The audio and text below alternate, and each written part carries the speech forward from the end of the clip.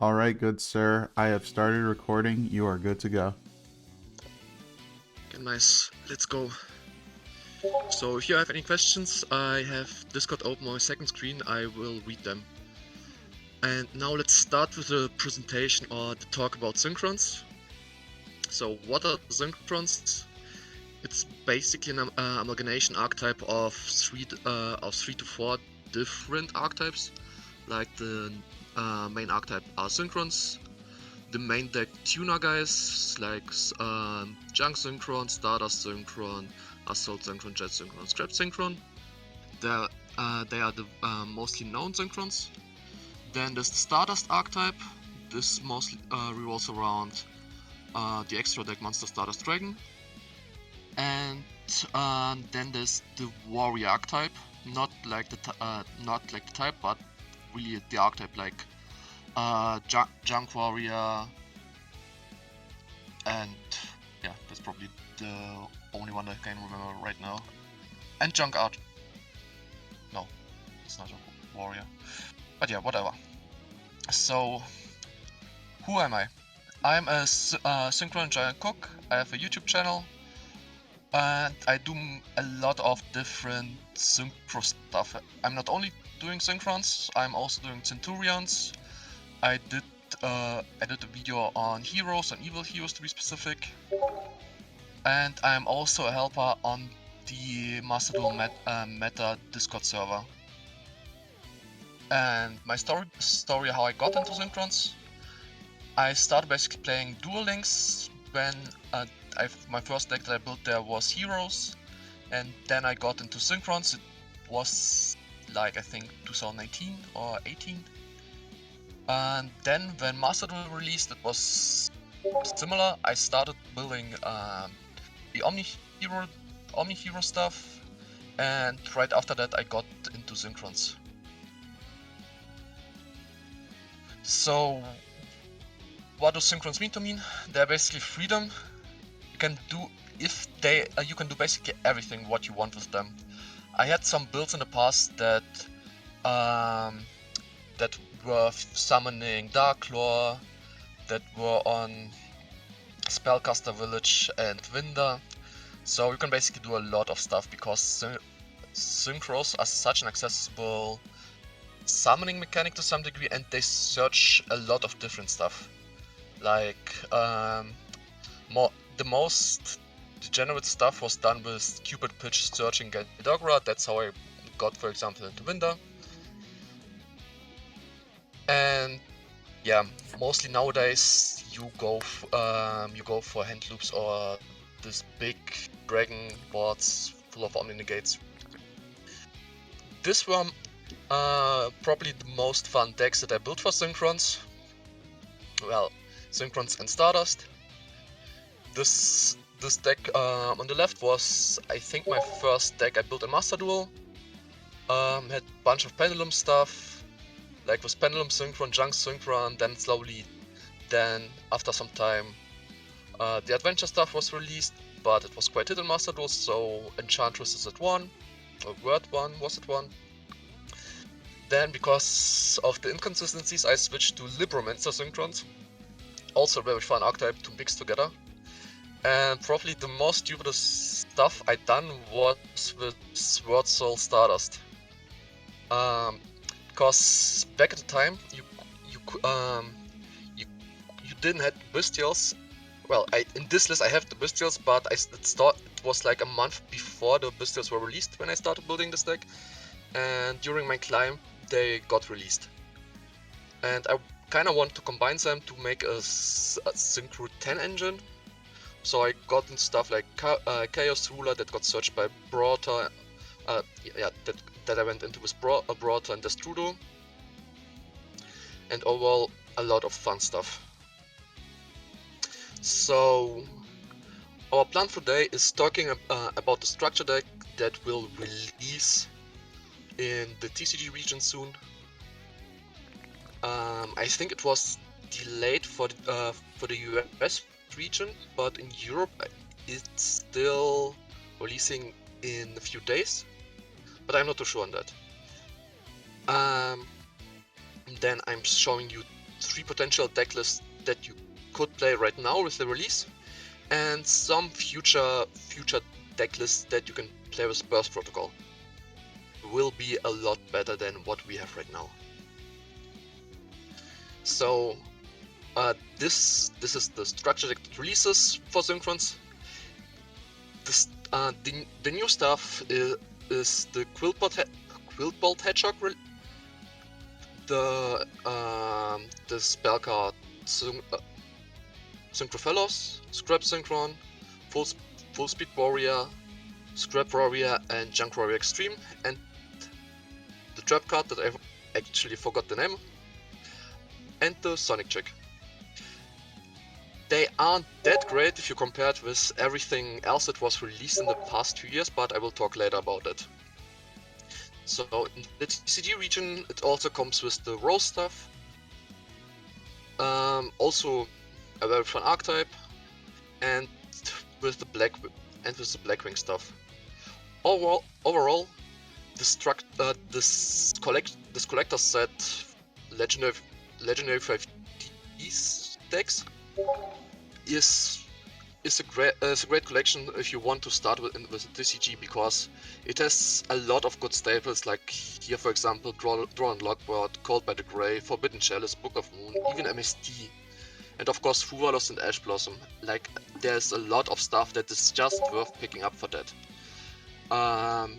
The Rose Dragon stuff have Meowls, and yeah, that's basically, and Impermanence. And the Synchron stuff has another copy of Called by, and Frost Out, Impermanence, and Droplet, and Veiler, and Purulia. So if you aren't really interested into this deck or this decks, yeah, Synchro One Way. Yeah, the name of the trap is Synchro One Way. You can grab like a few copies of that, and you essentially have a nice collection of staple cards. Yeah. Let's now switch to MD Pro. Then we can look into the cards a bit better.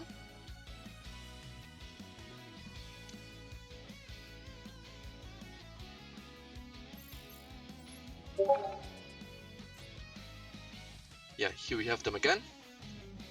So, Full Speed Warrior is basically our Stratos now. He searches for a spell trap that mentions Junk Warrior, and then he gives a slight boost to Junk Warrior stuff during the battle phase. Overall, it's kinda okay, but he's very slow because he requires a normal summon. We have no way to cheat him out or anything else. Like, he feels to me like a card from 2015 or so, or something like that. Like, if you compare it with stuff like modern stuff like X-Trizeal with Poplar or other stuff, it just feels so bad. Then the Ankerbolt Hedgehog.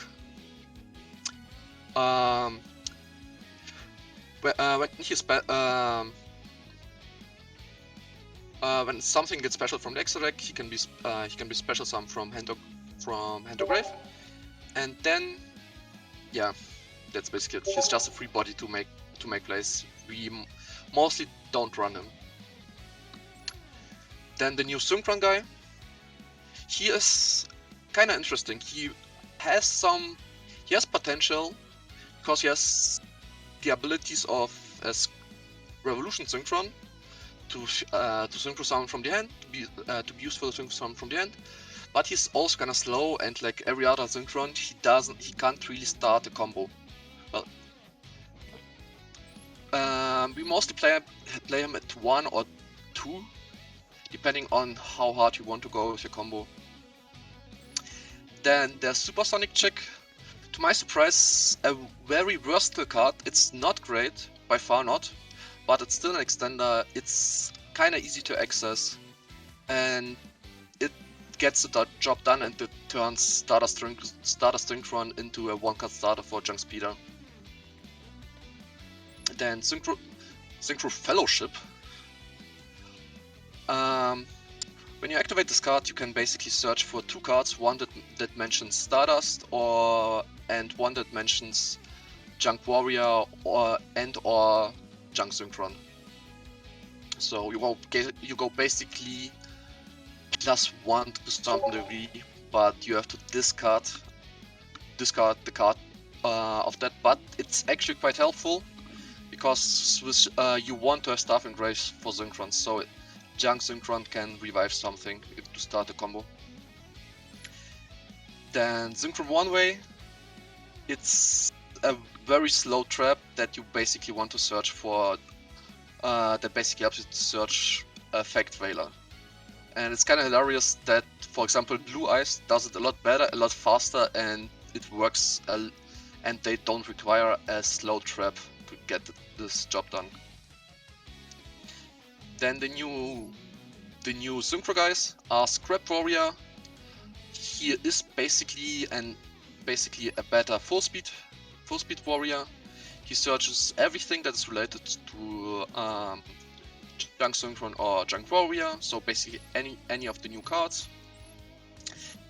And then there is this over-designed card. He is easy to summon, and he has interesting effects, but they are too restrictive. Like, he has his battle phase effect when he destroys something during the battle phase. We could potentially summon a junk monster like Junk Speeder from that, but he doesn't have any protection. To get into him is quite hard, considering he is the Synchro 8, so we have to be able to put on some bodies on the field, and then he has no battle protection, so it's even harder to trigger this effect. His first effect isn't bad, but the restriction kills it as well. So we can summon as many level 2 monsters from the grave as possible, but the effects are negated, which isn't that bad. But also, we can only summon once after his effect resolves. So it basically kills our lines.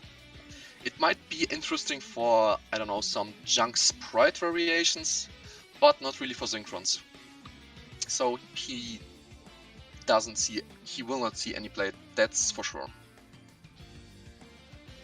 And let me show you now the first deck of the evening, the first deck of the day. That's this. It's the staples are mostly found in this legendary structure set, so you should get easy access to them. But the extra deck is also very accessible. Most of the cards are cheap. The Garden Rose Maiden was quite expensive, but she got a reprint. Yeah, and everything else, Jura goes for like €1 or $1. This Parta is like, I think around €5, so it's also very accessible. And Crimson Dragon is also in the same range. Yeah, that's probably the most expensive guys from the set. So let's make a quick deck profile. We run 2 starter Synchrons. He's a one card starter, but the combo is very susceptible to hand traps, and it's very hard to extend upon him, because he is usually the extender if like stuff like our full speed warrior that we run at 3 gets disrupted. Then we can just tribute over him, search for our 3 off of Synchro Fellows, and then continue our combo into Junk Speeder.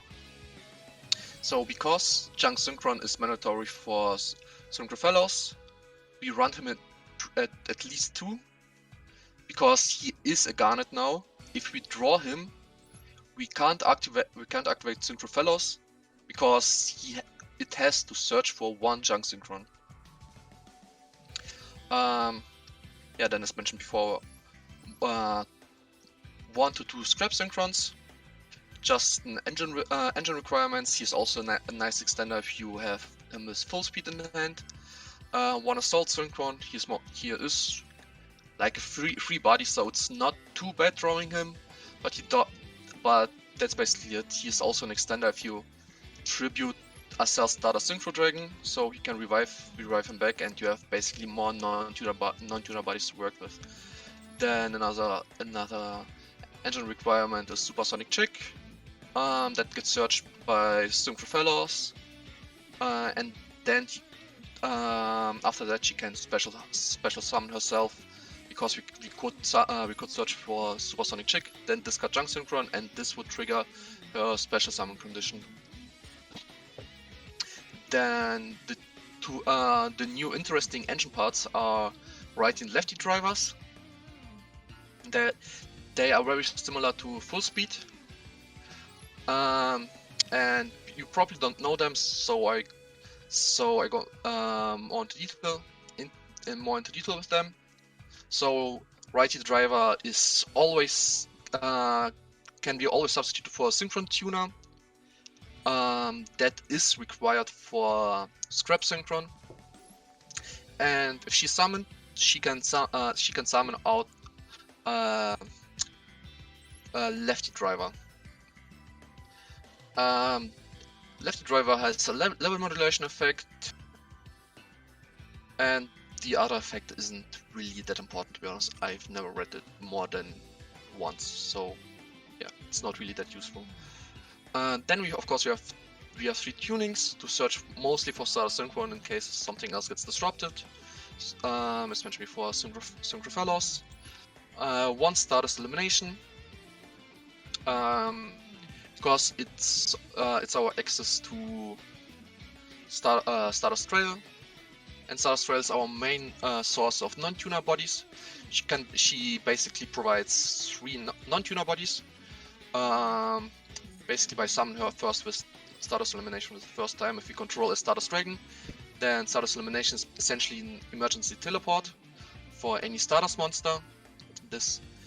Then if Trail is used for as material to summon a Warrior Synchron or Stardust monster, then she generates a level 1 Dragon token. The Dragon part is kind of important because we can easily access this beta with that. And yeah, and then of course Cold Bind Crossout to get protection, droplets to improve our going second possibilities, imperms for more non-engine parts, and Rumble and reinforcement of the armies, for consistency and extension or resilient plays.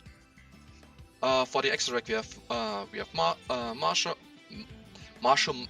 Martial Metal Marcher, Scrap Warrior, Herald, basically Floodgate, Omni Negate, but I'm expecting this card to be banned like in the next ban list because of Mitsurugi, and Yami does too much. Then Astel Synchron is our usually our main access to Synchrons outside of the main Synchron engine, which usually isn't a problem here because everything is a Synchron, but he gets more important in other decks. One Rose Maiden, she comes in the package with Rage Rose Switch. Rage Rose Switch is also a new card from Dooms of Dimension. She can mill one card from the extra deck and from the main deck. We don't have a main deck target for her, but we could use stuff like Glower Bulb.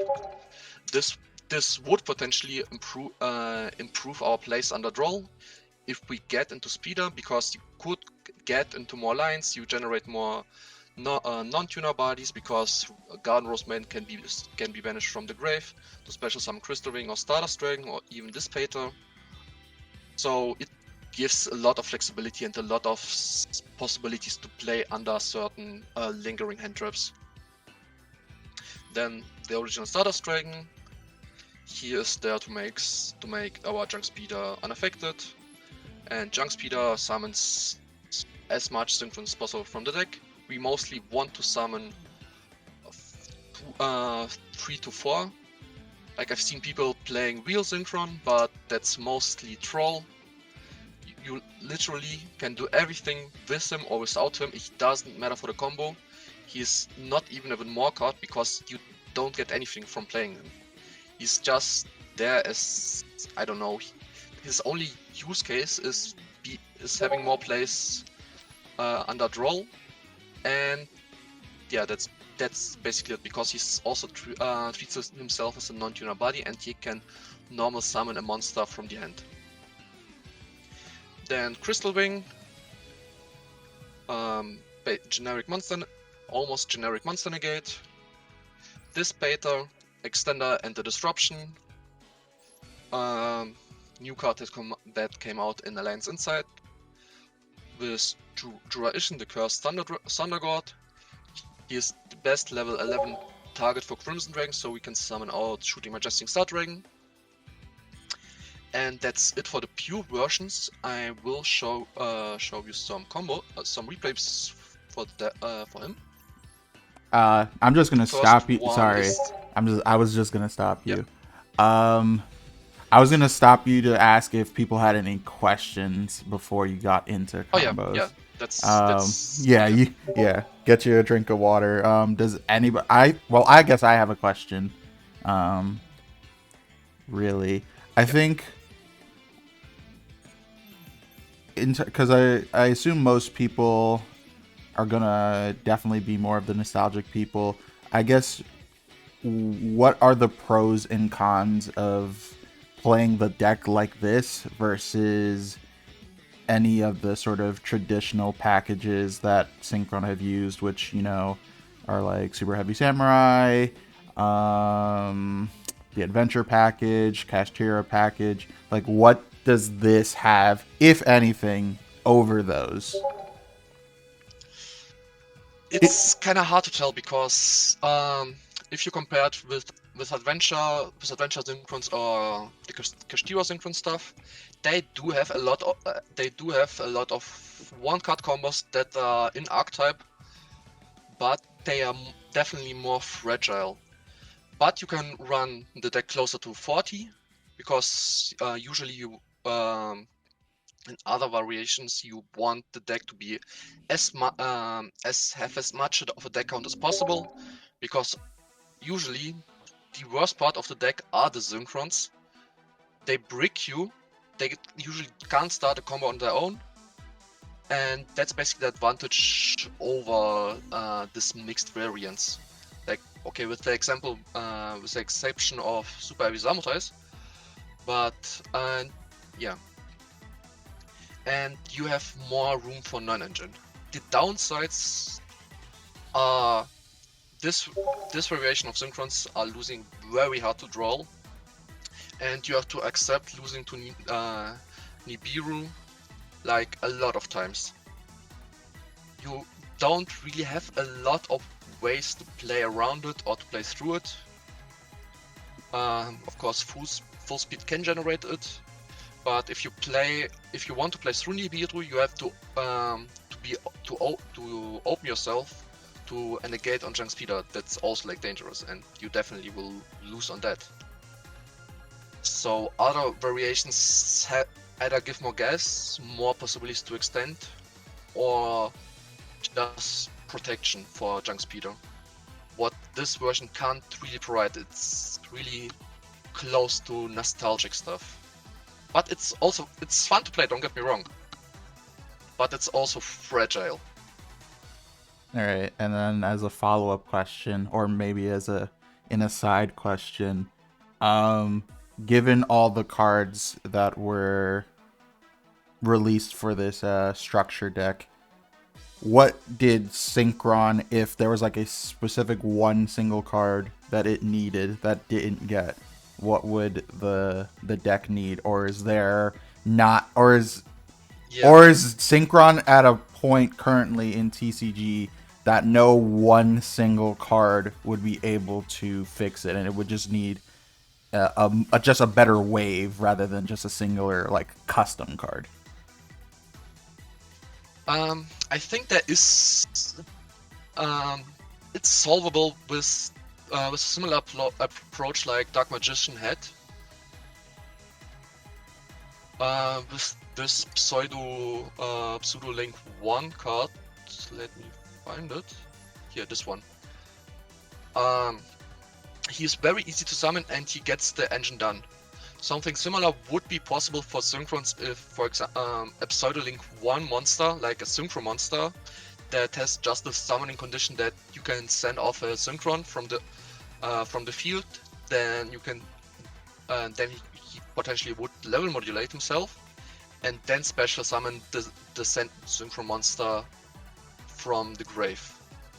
This would solve the problem of Synchrons being bad, like literally, that you want to see them, that you want starts, that you will be happy about it, and this will not be as toxic because you don't have the potential to protect Speeder with that. Sure, with 2 cards combos you could get it, and sure there are ways to abuse this guy, but I think something like that, it has to come from the extra deck, because I don't see a way how you can solve this problem with Synchrons.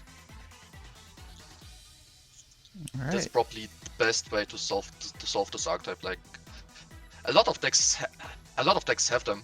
Like Thunder Dragons, I think that Thunder Dragons is like one of the first archetypes that got the treatment like that. With Thunder Dragon Colossus, he can basically cheat himself out from the extra deck by sending a Thunder monster from the field, and that's nothing unprecedented to expect that. But we just got fragile one-cut combos, and that doesn't really solve the problem of synchro bricking, because it is a very bricky deck.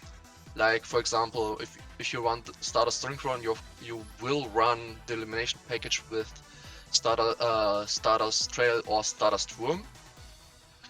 Then you, of course, if you want to play the new stuff, you will run 2 Junk Synchron. Like if you draw him with a full hand of non-engine, he is basically completely useless. This would also solve it for him. Assault Synchron, kind of the same stuff, but at least he doesn't require the normal summon. Yeah, it was like it would solve a lot of engine requirements that this deck needs, because they will function in themselves. Then they will function with themselves and will reduce the potential of bricks you get.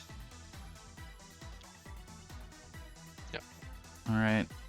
Does anyone have a question before he goes into combos?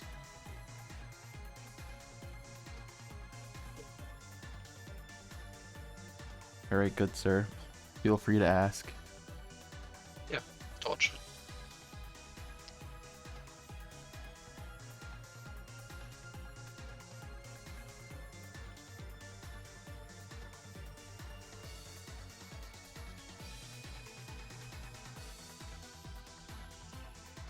Side edges for the deck.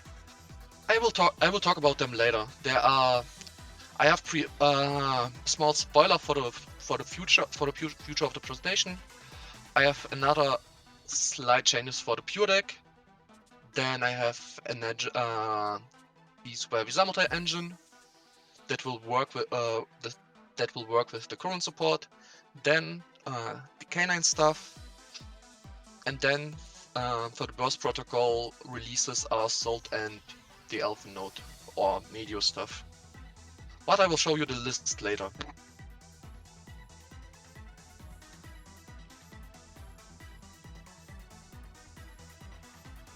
And just as a note, all of this I will timestamp in the eventual VOD. Yeah. So Torch's writing. Yeah. Because I think this is probably the deck that will have the most variance in the different ways you can play it compared to some of the other like archetypes we've done so far. Oh yeah. I also tried to run Synchrons with the Mitsurugi stuff. I think it has potential. Like Mitsurugi has a lot of advantages, like going second. It's not really something that I prepared, but I think this should. As you can see, I have a lot of Synchron stuff or other stuff that I cook with. Yeah, but I think I can't find them now. No, sadly not. Yeah. Yeah. So, yeah, he was writing now. So I'm waiting for him. If you want to start just going into the combos, and then I can pause you if anything. Yeah, okay. So this way. Yeah, I mean, GG is based as fuck. It's funny. So this is probably the combo you will see a lot in a lot of YouTube videos. I personally don't think it's that good because of the lack of protection, but it's a true one-card combo. So we're starting off with probably our best starter we have with Full Speed Warrior. We are discarding Junk Synchron and go for Scrap Synchron with the hand effect of Scrap Synchron, yeah. And yeah, that's basically the point where you have to choose what you want to do, because at this point you this is the fourth summon. You either play around Nip or you play around Impermanent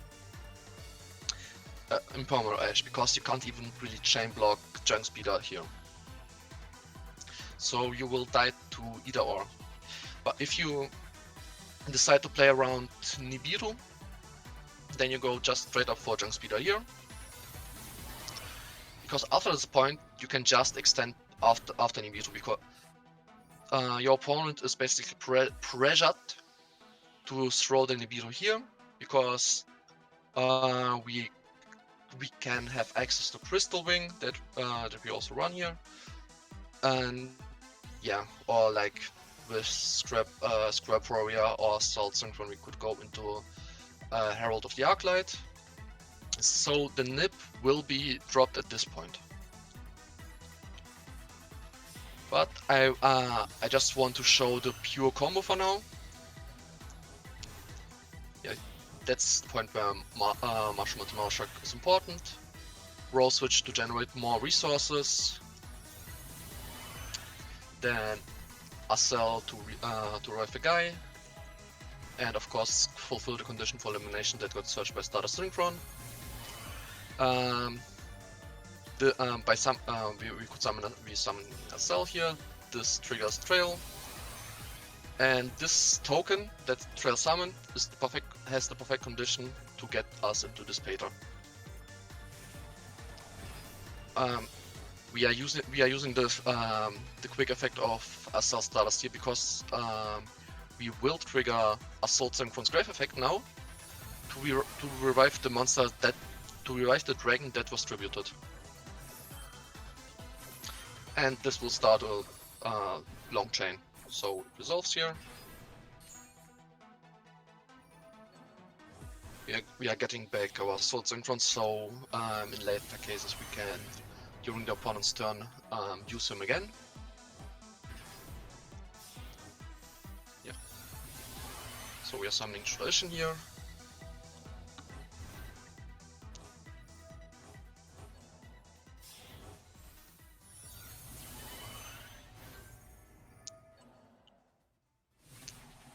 And yeah, that's basically the end board for that.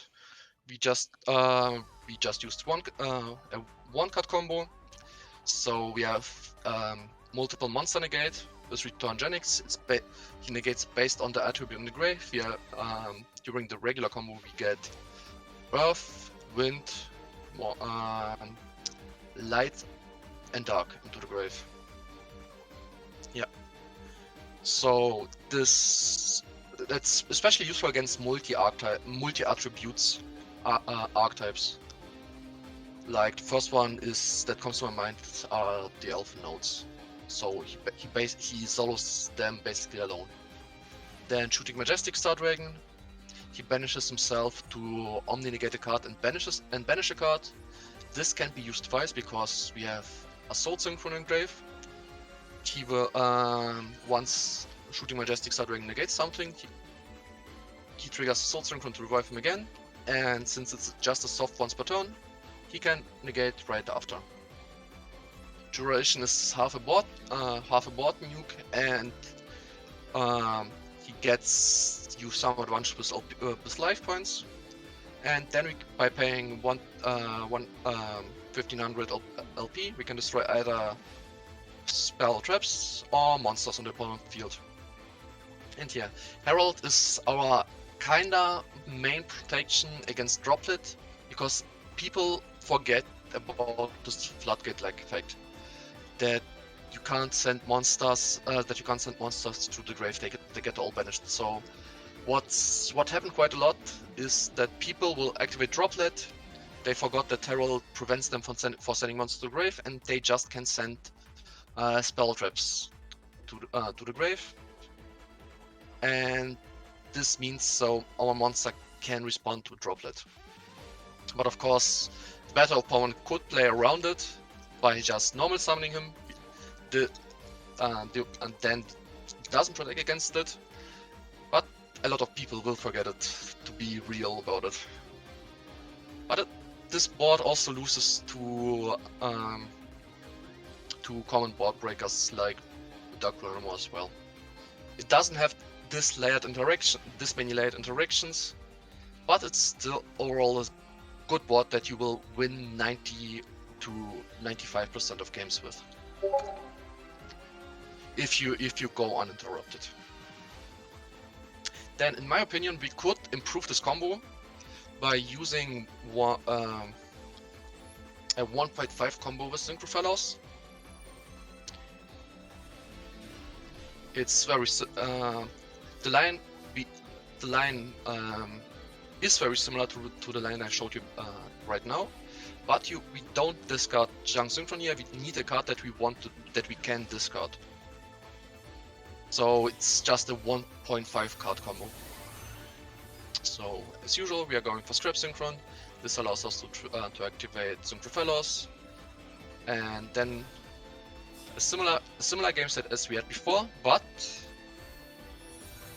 we are choosing to lose to Nibiru here, but we don't lose to Imperm or Ash if the opponent decides to wait for it, so he can negate Junk Speeder. So of course he can always interact here. We searched the Sonic Chick with the Scrap Warrior, so we have a discard fodder for the Starham. That's also, I didn't show you the card, but it's also a card you could run, and I would recommend it. I would recommend it if you want to improve your lines with full speed. Yeah, and from this point onward, we can just go for Cell Stardust to make an unaffected Junk Speeder.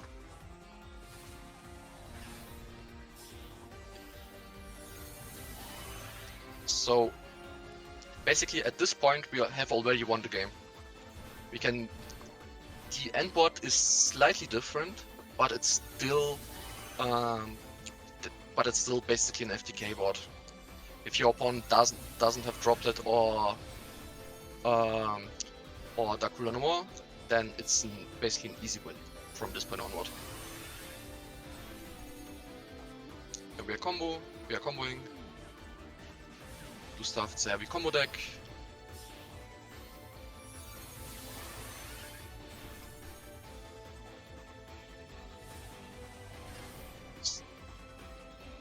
And we also, yeah, that's a very similar board with the exception of Return Genix. But to be honest, Crystal Wing is sometimes better than Return Genix. So yeah, there's this combo. Then as mentioned before, righty and lefty drivers are also combo pieces now that can both lead to very interesting lines. They allow us to go for either speederless lines that I will show you right after. This will be important for Canine builds, because of course with Canine you have to XD summon to get advantage, and Junk Speeder locks out, and this will lock us out of Junk Speeder. Yeah. So we do basically the same stuff as we did before. We are attempting to protect our star, protect our junk speeder by making him affected. And yeah, we reached the point as we seen before. Sonic Chick with Starter Synchron is of course junk speeder. That will be unaffected by the effect of Assault Stardust. And here we won the game again. The combo, you've seen the combo twice. If you want, this will basically repeat itself because post speeder lines are very linear. They don't change much, and to be honest, you could just click whatever you want. You will win this game. As you can summon in any order. Sure, you can you could lose on one interruption, but in the end it doesn't matter. You quite often overkill your opponent. So as I mentioned right now, there is a possibility to do stuff speederless. This gives us more options for engines. The lines are a bit different, but they also work and the board state is very similar. So of course, like Scrap Warrior is also a minor choke point for the deck. We need exactly tuning Synchrophilos or Stardust Synchron to extend upon it. It can be hard, but it's definitely doable and something that you will have access to quite often. So yeah, also an interesting part about Assault Synchron. This sending a Synchron to the grave is a cost. So it doesn't. This effect is changing the levels and the quick synchro effect. So you can always revive him with Metal Marcher and send a Synchron to continue your plays. Yeah, it's very similar to the Burning Abyss guy, to the Burning Abyss Link 2 guy. Cherubini. Yeah, Cherubini.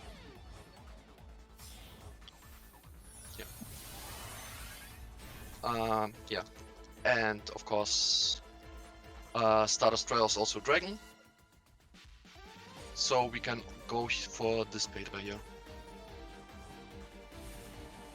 So we have a lot of flexibility in the combo lines, because the deck is coherent in its game plan.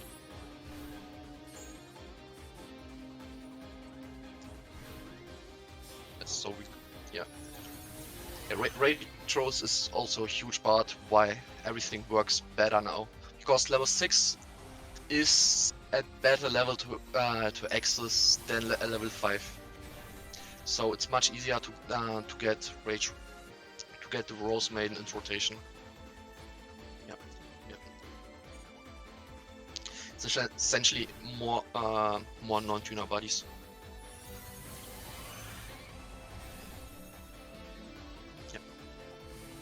A very similar board as we had before, but everything was done without junk speeder. But as I mentioned before, we always lose the draw, no matter what we do, because this deck searches, especially at the beginning of the combo, so much that it just basically kills everything. So we also got the new line for Starter Synchron. You really don't want to start with Starter Synchron because he is the extender. He is one of the few guys that can special summon himself and can start in a different line. So we want to prefer to start with full speed, or righty.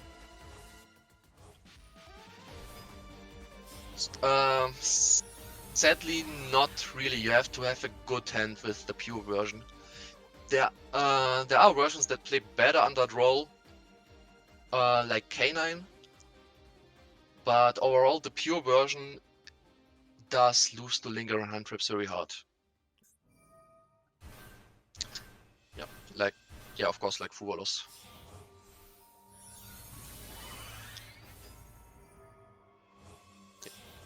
So Speed of Resolve, we are doing the regular stuff, Rage Rolls into Assault Stardust. This gets us Assault Synchron to the grave, to allow us to reborn Assault Stardust again. Yeah. The fun stuff, we are summoning so much that in a format like Master Rule or OCG, we could potentially attempt deck outs. So there's this fun part about Synchrons.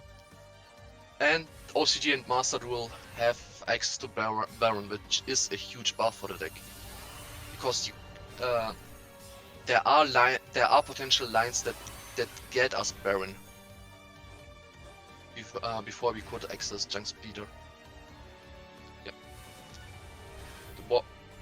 Also a very similar board, more than enough interruptions. We have more disruptions than the opponent will have hand trap, will hand cards. So do you want to actually go into like we can do like one more combo, like I guess the negated speeder fellows combo. But do you want to start going into some of the other variations, like the canine? I'm almost done with that because I think the pure stuff is like quite important to figure out how it works, because it can potentially be broken in the future.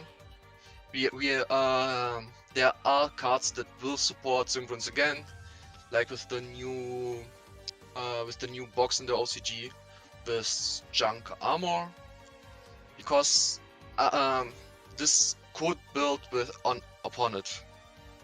So the last two lines are the negated speeder situations. So there's it. But don't worry, other stuff is the other combos are a lot shorter. So yeah, we're doing the same stuff as usual. Going for the with the fellow start is also kind of awkward because it's just a naked speeder. You are summoning him basically the old ways. Yeah, like I mentioned, speeder got negated here. We are searching for Stardust Synchron. This allows us to get, because we reduced the level of Junk Speeder, we can go into Assault Stardust. This will the end board is a lot worse, but it's at least like nothing. We don't pass on an empty board. Our end board here will be Crystal Wing and Stardust. Like Stardust is still kind of protection, a disruption, and Crystal Wing is still a monster negate. So there is a world where it's still winnable from this position on, because we have some hand cards left to play with. Then if we are willing to accept more bricks into our deck, like for example Stardust Worm, this gets a bit better, because we can we can choose to play the original Majestic Star Dragon. This will give us lines into Dispater and Crimson Dragon. We could summon this guy during the opponent's turn, and this guy is very good. It's an Omni Negate that's also a field nuke. So if you are willing to run worse cards, then the negated speeder is less of an issue, because we have the possibilities to cycle through Assault Synchron into our other Synchron cards. Yeah.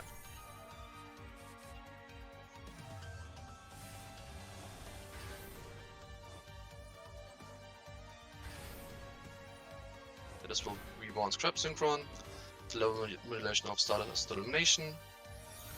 This will give us Dispater, and we are grabbing the Stardust Synchron that was banished before with the Stone Effect. And during the opponent's turn, we are summoning out the Majestic Star Dragon. That's definitely a better board, but it's also tied to one more brick. And a slight change in the extra deck. So you have always to choose on how you want to build your deck, what you want to play around. You have to keep this Synchron, especially the pure version, suffers from not enough extra deck space. Like here you have always switched out cards. Like you could potentially play without Trail with this guy with Starham. So you could run Stardust Worm. Stardust Worm is overall less brickier than Stardust Trail, but Stardust Trail is better at generating non-tuner bodies. So it's kinda a balancing act on what you want to run and with what ratios. So let's get to our next variation of Synchrons. With the Superheavy Samurais, we are with the new stuff. Basically, every engine that gets us access to a Cell Synchron is also access to Junk Speeder, because a Cell Synchron will dump Stardust Synchron, and Stardust Synchron can also search Synchro Fellows. And why I think Superheavy Samurais, they have the downside of not being able to play staple cards like Imperm or board breaker cards like Lightning Storm, like Geeky, or the new GX card that got released that's basically like Geeky and Monster Reborn. But they have inherent pendulum summon access that can be extended on. We are running the same ratios as before, but we include Bike and Wakaushi. They are both similar one-card combo starters, and they get the job done of giving better lines. If Speeder they give more extension lines for negated Speeder, because your hand can be better. You have more ways to get monsters onto the field, to get non-tuner bodies onto the field. Like if you draw Fuvalos, you can pendulum summon him out, then extend your combo with him. They give an extra layer that the opponent have to counteract with. Of course, it loses to Droll, but we already accepted the fact. So with the least brickiest version, our goal is just to access our Cell Synchron. That's why we are playing just one Soul Horns, no Soul Piercer or Stealthy. Stealthy overall also easy to special summon, and he can steal a trap or spell card from the opponent, which helped me quite a lot when I played Master Duel with a Super Heavy Samurai version of something different. Overall, you have more options, but you want to maintain a kinda solid ratios between bricks.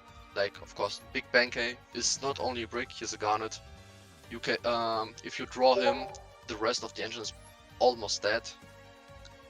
But it's like the cost you have to pay for to be more flexible in your lines. So the lines stay the same. I will just show you with the main Synchron guys. I will just show you the lines for the Super Heavy Samurais. One with just Bike and or Wakaushi, and one in the case if we add Soul Piercer. So our main goal is just get into Bike, into Wakaushi, and then into a Cell Synchron. By Benkei searches Soul Horns. Soul Horns can special summon him out when he is equipped to a monster, and if we have no spell and traps. And Wakaushi, and then if Wakaushi was used for Synchro Summon, he can scale himself back. So in this case, we didn't use our normal summon, so we could potentially extend with a full speed warrior.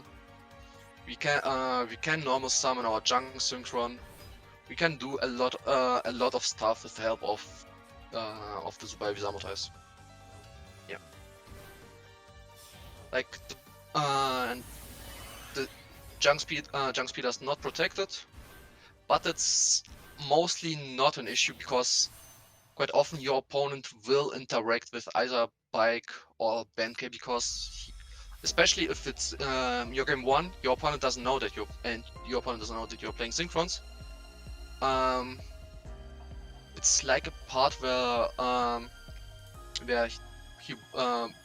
he's kind of forced to interact because Wakoshi threatens like a lot, provides a lot of pressure to the opponent.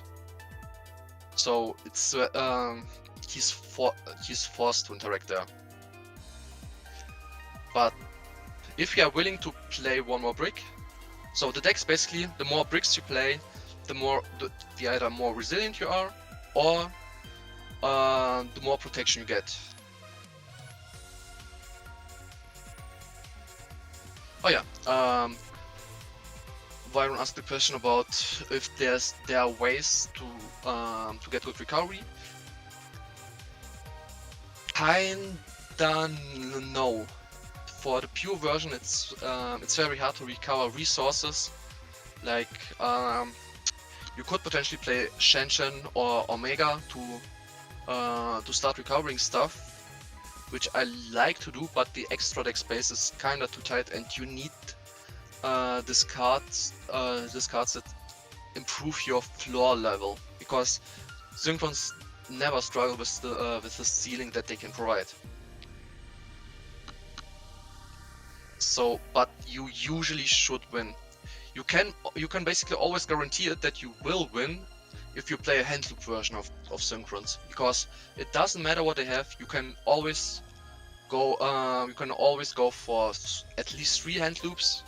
It's that's my personal amount of hand loops, preferable amount of hand loops, because you kind of expect that the opponent goes for at least 1 or 2 hand traps.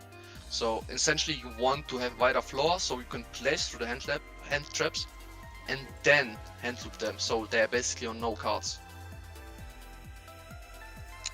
So similar as before, Bikes or Wakoshi, they are quite similar in their lines.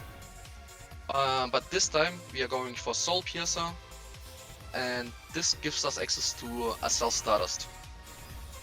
Yeah. This way we are in a much better situation that the opponent can do basically anything about our speed of resolving.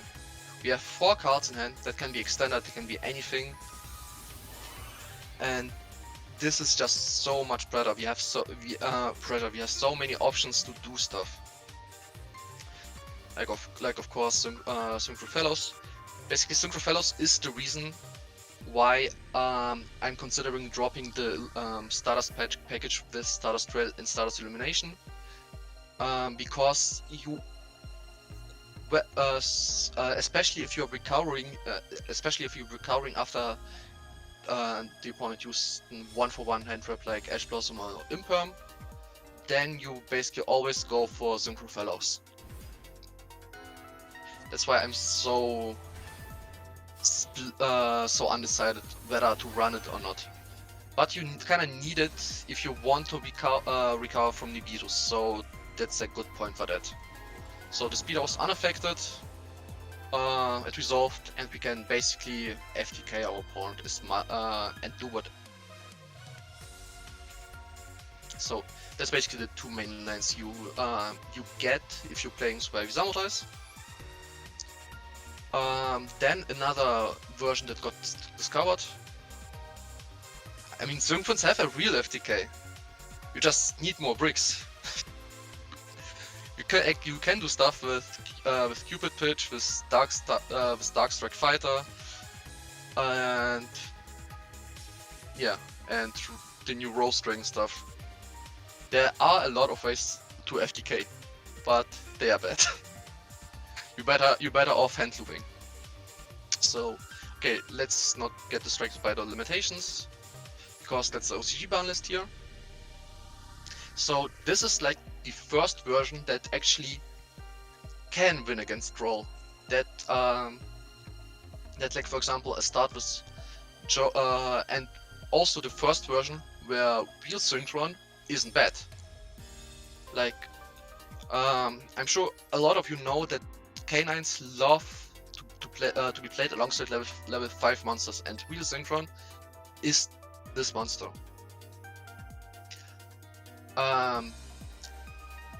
Yeah, the rest of the stuff is basically the same. You have very similar, still a very similar extra deck as we had before, but we added the XC stuff with Ripper, basically our protection against Troll Nibiru, Valon for our turn 1 plays, and for our Earth Machines lover, River Stormer.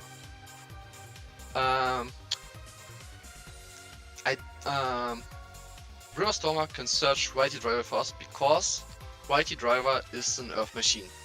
So that's basically the connection we get here. It's quite similar to Canine Cristrons. River Stormer searches Scrap Recycler, and this gets Smiger into the grave, and from there Cristrons continue. For us it's Righty Driver, and then we are going for the speederless righty-lefty driver line. For this, to show you this line, I have to switch to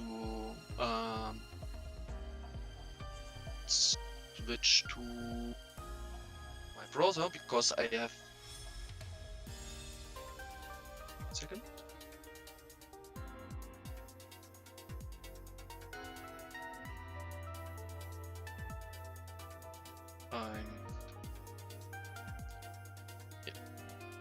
Wait, yeah, it's here. This one.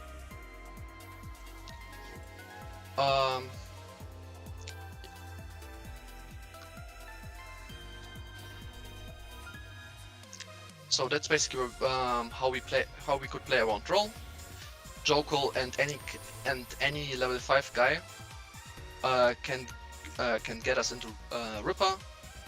And Ripper is a monster negate that helps us against Nibiru and Droll.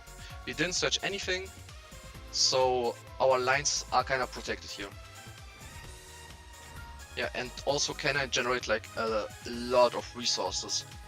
So getting discards is not really an issue there if we need them, because we didn't use our normal summon.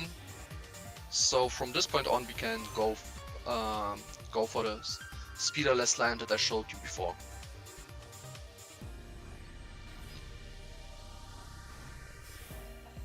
So let's talk a bit about the advantages of adding this engines in comparison to the regular Synchrons, to the pure versions. Like for example, this canine stuff has a lot of having turn 0 plays is always strong. You get a lot of extra cards. You disrupt your opponent. You have protection. You kinda disguise your main game plan, because if you go second and draw into Izuna, then your opponent will mostly think that you are either on Vanquish Soul or on Cristrons. So he doesn't really expect this.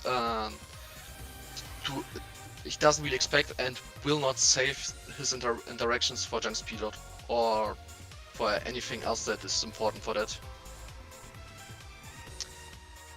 Yeah. Okay. There's also a possibility to play it with Starham. So yeah, that's basically the same. That's why I mentioned that Canine generates a lot of resources, because Starham requires a lot of hand resources to be useful. This is also this line has also the advantage that we are getting a Stardust Synchron into the grade quite early. Stardust Synchron is our main Synchron, so he gets basically our train going. We can combo as much as we want, and yeah, that's also basically an FTK without speeder. So from this point onward, it's basically a very similar line that we had before. but without trail. The board is still very similar as I showed you before. So until this point, do you guys have any questions? Let me switch the stream again so you can see the list. So you can see the list again. Do you guys have any questions about the two new variations that I show you?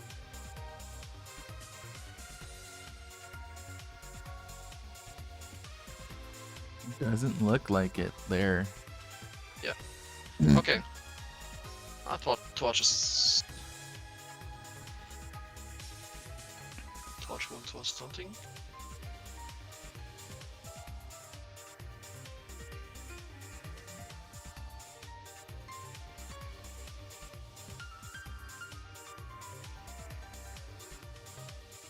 For now, I would probably say K9. K9 has, I mean, it's still kind of bricky. The Joku line is kind of two-card combo line, but you if you consider like Izuna, this has a lot of resilience. This has still a lot of consistency, and this has also a lot of non-engine to play with. Like if you consider Izuna as a non-engine piece to interrupt your opponent, then we are running like 3, 6, 9, 12, 15, yeah, 18 non-engine, which is kinda a lot for a 50 card stacks. I know it's like, if you compare it with stuff like Ryziel, that's like just okayish, but it's still very respectable for Synchron decks. Synchrons are usually used to run around 10 or 12 with Adventure Synchrons, and they were also a lot brickier. In the end, it is an upgrade over that, but it's an upgrade at the cost of more resilient lines, and at the cost of losing more to stuff like Fuvalos. Like we have to commit for Junk Speeder under Fuvalos. We are trying to establish a board that can't be broken by no matter how many cards the opponent draws. That's why I think floodgates like Shenshen can be useful. Also stuff that will protect your floodgates like Chaos Angel is also very easy to access. Is also kinda important, but we also have to drop stuff for this. Like, of course, Jennings will be dropped, for example, or most likely, yeah, the Shooting Majestic and Crimson Dragon package, but they are. But the deck will also lose a lot of flare cost of that, in my opinion. So yeah, that's it. So, any more questions? Okay, I don't think so. So now we are getting to the really fun stuff. We are approaching the burst protocol territory, and the first deck I will show you is the Assault mode stuff. It's you can of course play a lower amount of cards, but I decided to play it at 60 because I want to include as many power engines as possible. Like the Magisto stuff is incredible. Spenta will also be released in the Burst Protocol. This card is basically a circular for almost everything. On her own, she contests 2 cards. That this improves weaker starters that the Assault mod has. With Psy Reflector, of course, Psy Reflector is thanks to the new stuff with Synchron Fellows and Stardust Synchron, also a 1-card combo starter for Junk Speeder. It also gives the deck protection, sadly not against Droll, because it also searches a lot. but it gives protection against Nibiru. Most of the time,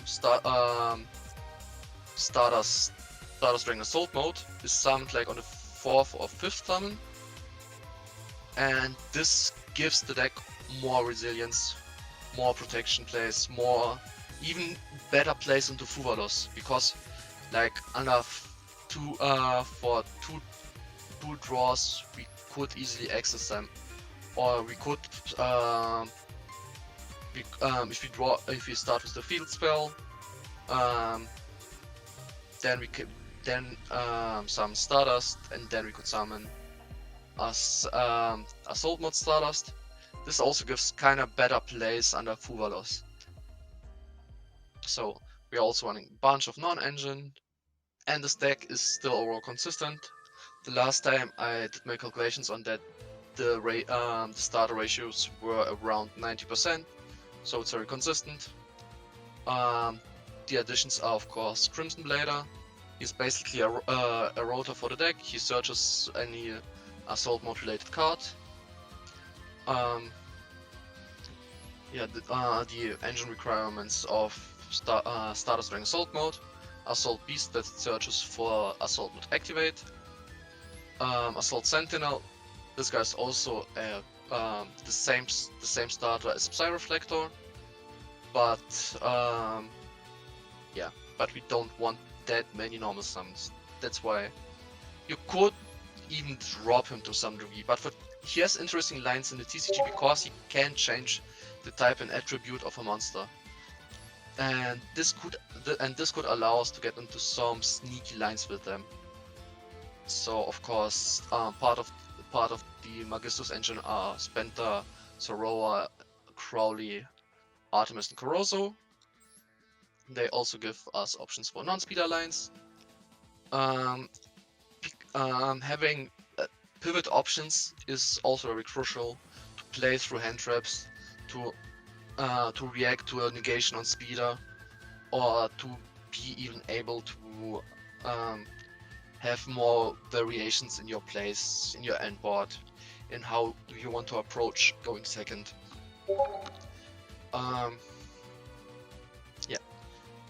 Let me show you the first few lines.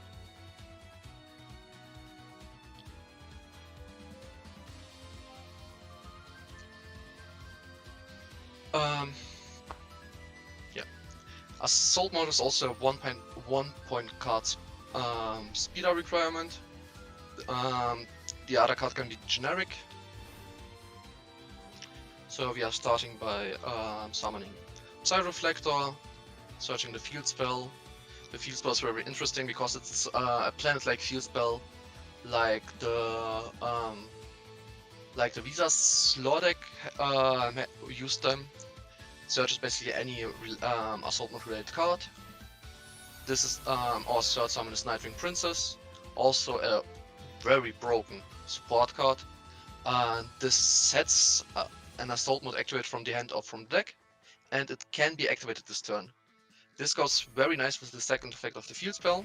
By paying 2000 life points, we can tribute a monster from the extra deck to activate Assault Mode activate. So this allows us instantly to access Stardust Dragon Assault Mode on the 4th summon. Then her second effect allows us to discard a card to special summon an Assault Mode related card from the deck. This can, if you don't care about the effect of Sentinel, then you really don't need to play him. Our main target here is the new Assault Lich. This guy can be treated as both non-tuner and tuner for this for a synchro summon. This might be potentially interesting in stuff like Killer Tune, because he gives then he gives access to Silvera, basically a turn 0 Book of Eclipse. This is why I like this kind of cards, because it gives a lot of options in the engine you want to run in addition to the ones you use already. Like, he's very similar to R3. And from this point on, we got our access to Junk Speeder.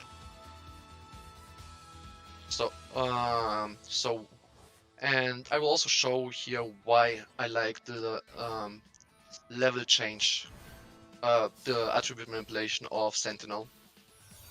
Because we changed the attribute of Nightwing Priestess, we are allowed to summon this Sparta early. So even if the opponent has 2 hand traps, we still end on something. So we aren't dead here. And this replay, I probably should show this on why I think Spenta is such a broken card. We are activating Spenta here. Spenta always forces an Ash Blossom.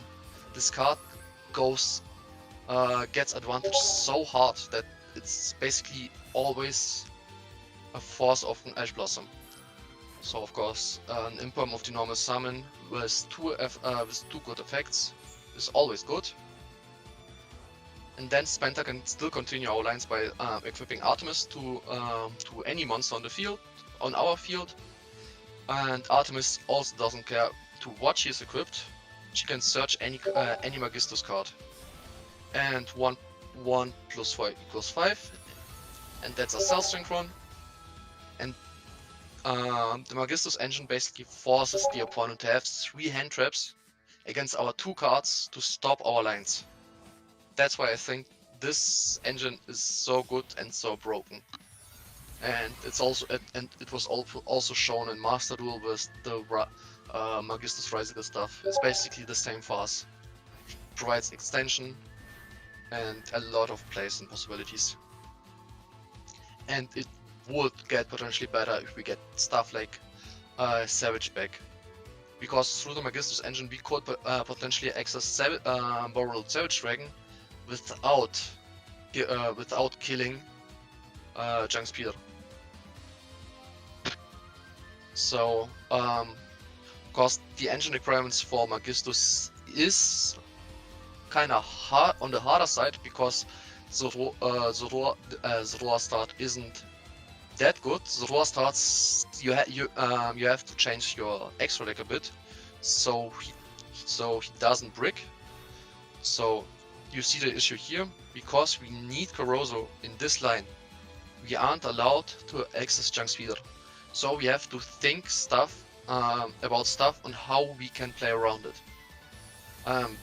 Thankfully, like there are ways. Synchron engines are good in generating stuff, generating advantage.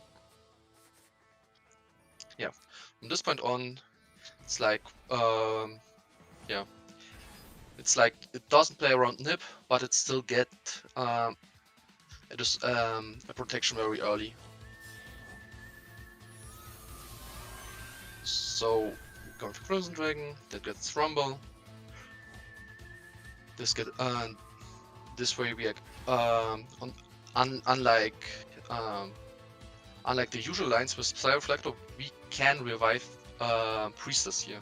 This gives us also more freedom in the level manipulation. We can access higher levels, like for example here for Crimson Dragon. This will also take out into Dissipator. Yeah, and then we can go for a Cell Synchron.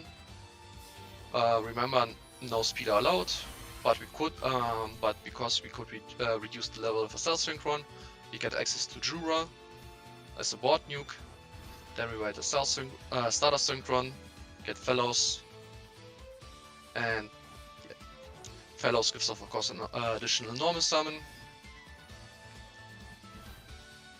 It's like a hell ton of advantage.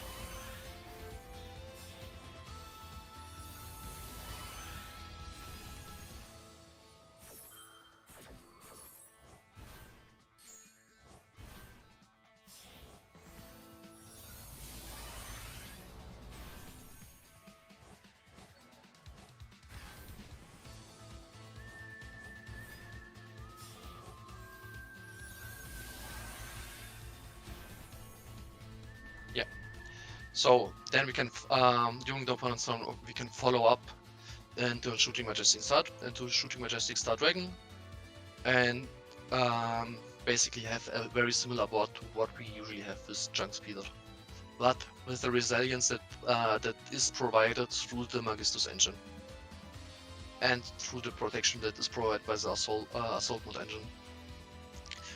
engine.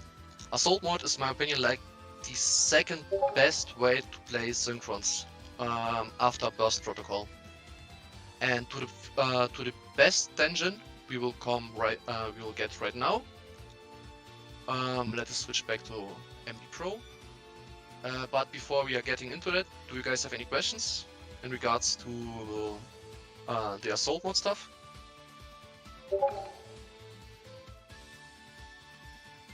I do not. Okay, then let's continue to my personal favorite deck that came out, that will come out in with Burst Protocol, Meteos and Elvennotes Synchrons. This engine is definitely the future of Synchrons.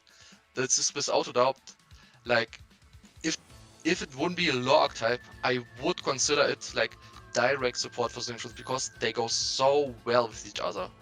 Like Meteos is let us go through the effect quite fast. Meteos on normal special summon.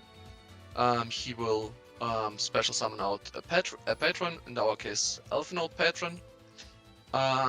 Then if the power patron is used as a synchro material, he gets to search for an Elvennote card.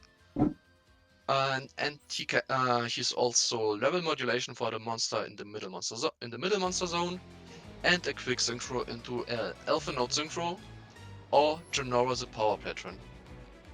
Genora the power patron is also a huge disruption.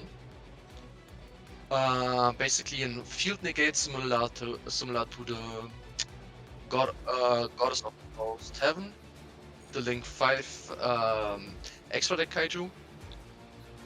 And then Genora also provides basically a semi-floodgate effect that monsters that are in the same column as Elvennote cards cannot be used as material for the summon of any extra deck monster. So also very, very strong card. For the main deck we have Lucina. She is our main starter for the Elvennote part. On an ignition effect, yeah. On an ignition effect, she searches for any Elvennote card, which mostly is the power patron. Then they get into a Synchro 7 play. This will get us into the other Elvennote synchro. Also a very powerful card. This card can reborn. This card also is kind of semi-floodgatey for level, if you can call it like that. It changes the level. It reduces the levels by 3 for monsters that are about level 4. This can cook stuff like Bryzel basically on its own.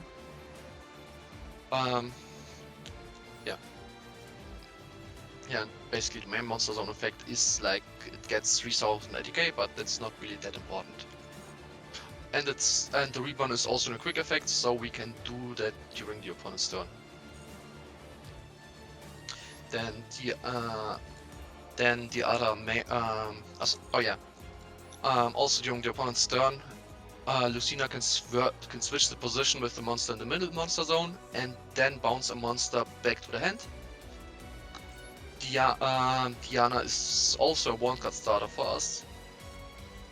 She sets a spell or trap from the hand or main deck, which is basically always homecoming, because the other continuous spell is kind of bad.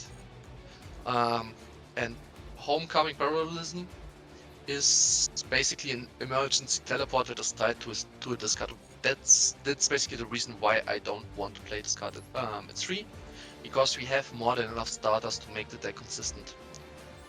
Yeah, it's also basically starts a very similar combo if you draw either her, either Dinah or Homecoming.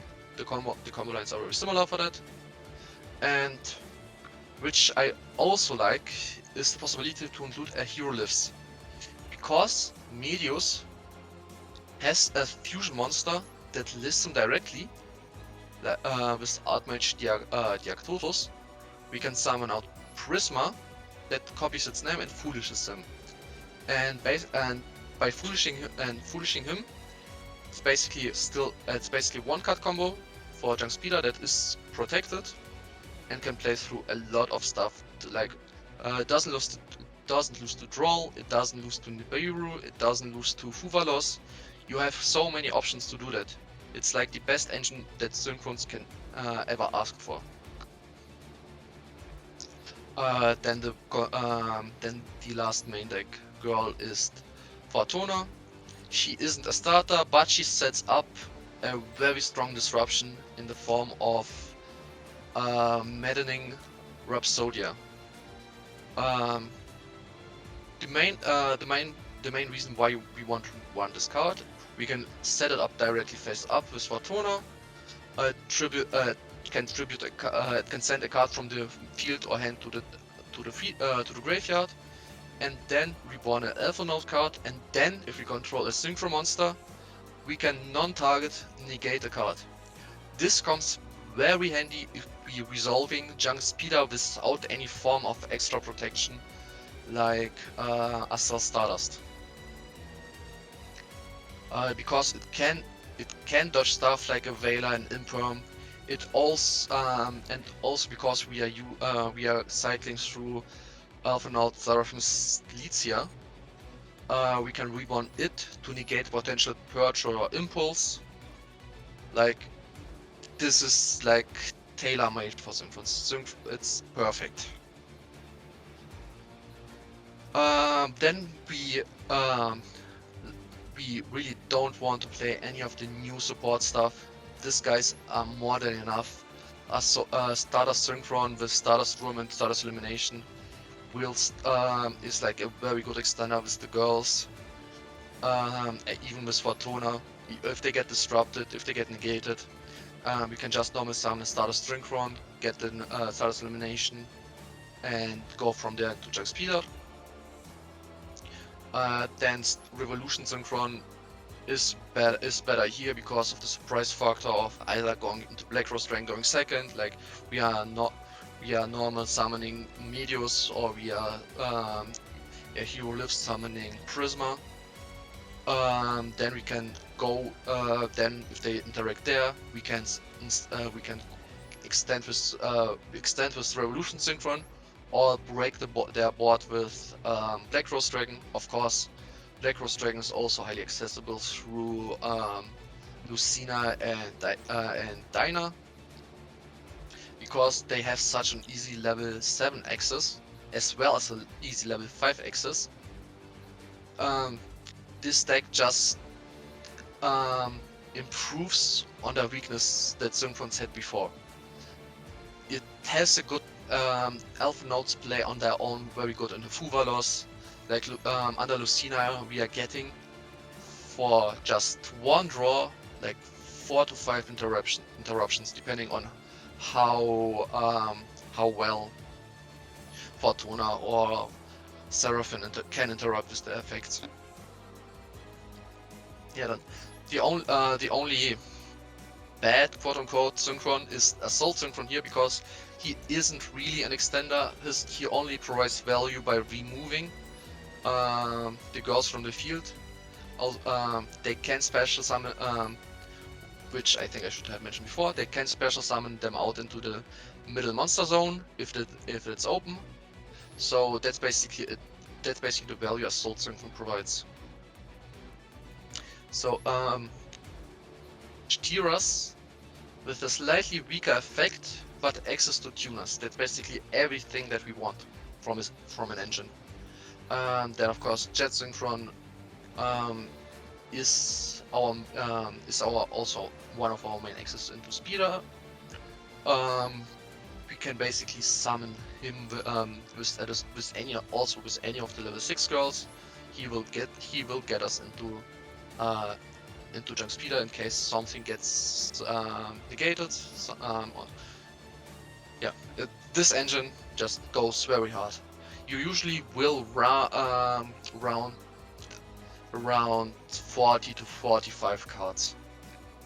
And for example, if you don't like the Hero List engine, this engines you could include more homecomings. They are still protected speeder combos. You could include stuff like Foolish Burial or Fearalize. This is basically Foolish Burial for Medios. Then he's like a 1.5 combo into Junk Speeder. Or we could even play stuff like Archmage Vandalism Assault. This searches for Medios, and then we can go into a Junk Speeder from there. Like, we have a lot of possibilities. Then of course SP Little Knight to solve. It's kind of worth considering because sometimes we are in a situation where both the Elvennote girls and Medios are negated, so we want a way to get rid of them from the middle monster zone, and SP is kind of the easiest solution for that. But we have the regular Synchron problem here. The extra deck is too tight. The deck really wants 20 extra deck cards. We have so much stuff to do. Of course, then there's Zaran, also a very strong card, very nicely accessible with the deck because we are providing a lot of synchro non-tuner bodies that can reduce in level to get into him.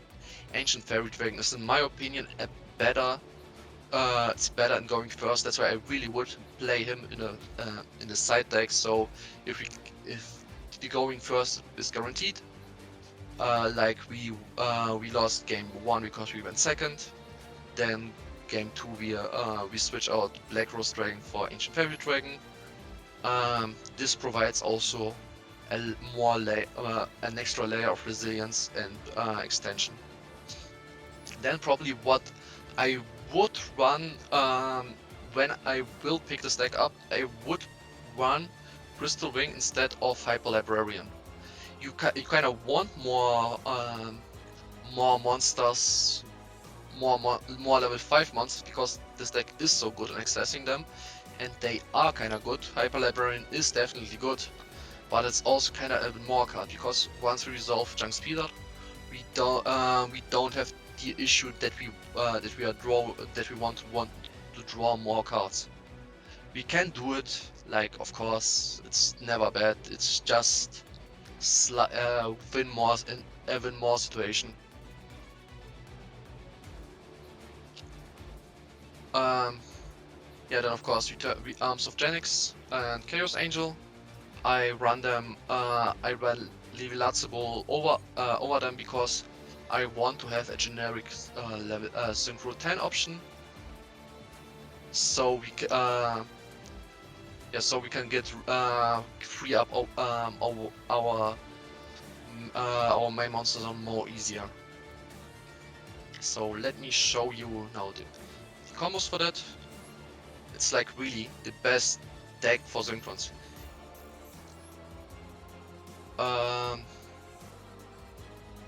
So first thing first, if you're playing the OCG or Master Duel version, this combo plays with Barone, so you can see how good it is in this region over there. Like, yeah, we're getting Barone is our 5th summon. It's protected just from Medios, and from Medios we can continue into our protected speeder lines. Like, it's so many stuff the opponent have to consider how to interact with us. Then we potentially lose the opportunity to do that. So in this situation, for the OCG and Master Duel players that will pick up this deck, we have protection in the form of Baron, and we have protection in the form of Madding Rhapsodia. that could have tributed Junk Speeder there, and yeah, the opponent would just have no possibility or opportunity to interact with him. So it's very easy. It's very easy to get into. It's very intuitive. Deck is just very good. But of course, we don't have the we don't have Baron in the TCG, so we have to find another way. So we of course start with Meteos. But unlike in the combo before I shown before, we are going for Star Stardust, and we want at every time we want basically always to have the opportunity to dodge stuff. Like if the opponent nips, we can dodge into a Light Storm Dragon, so the Nibiru basically fizzles, and yeah. So yeah, Nip is dropped here. We can dodge because it's not mostly if the opponent doesn't know that we play the original Stardust Dragon. He will nip here to stop the Surge of Lucina because it's an ignition effect. But we can synchro it off to get into Seraphim, and Seraphim will reborn Lucina. And from this point on, we can basically do anything. So yeah, we're tributing it off, getting into a Cell Synchron, reducing him by 2 by sending Revolution Synchron, and getting into Junk Speeder. Yeah. So that's one way to protect it, but there is a small choke point if the opponent could utilize. But it isn't really that bad, because even if the opponent interacts better, if we have a second monster in hand, we can still play it out. Like, this deck has so much resilience. It's crazy. Yeah, wait. Oh, sorry, I showed the same combo again, I think, yeah. Yeah, this one.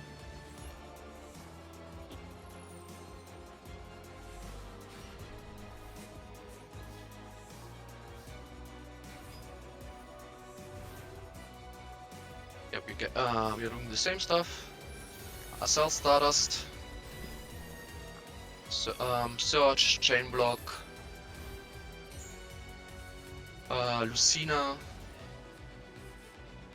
Then we are, that's like the only situation where we can't take out into a quick synchro play.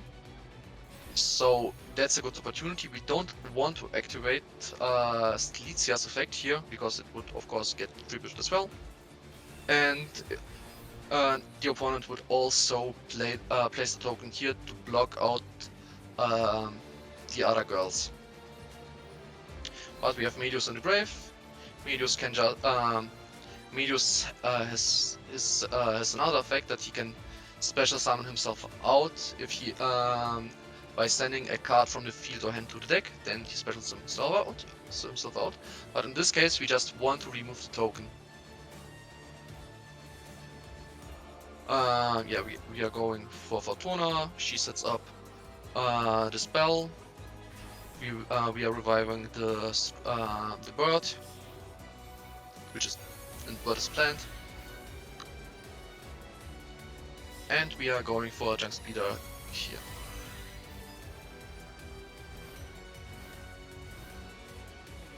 So we just have a lot of options. And now let me show you how this functions with a hero lives. But just the basic line, not any Nibiru line. Yeah. A hero lives is also not a once per turn. In case it gets ashed and we have a second copy of it, we can go for a second time to summon something. Yeah. We're doing this very similar stuff.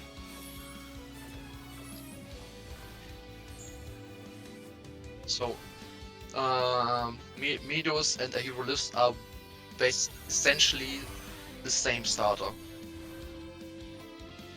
but with a slightly different sequencing.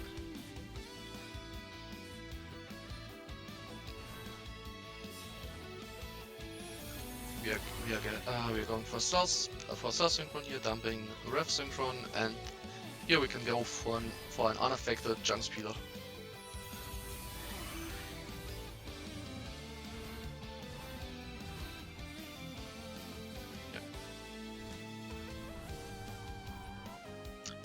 Then then the slightly worse starter are the girls, but they are playing better around certain lingering hand traps like Fuvalos and Droll.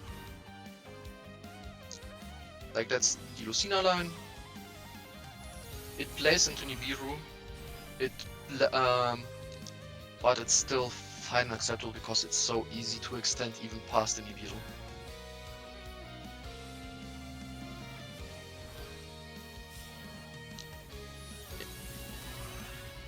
Then even if the opponent waits, you can always dodge it.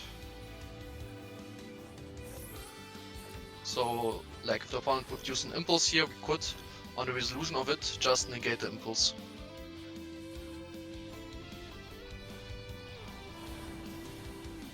And that's essentially the same case for Diana.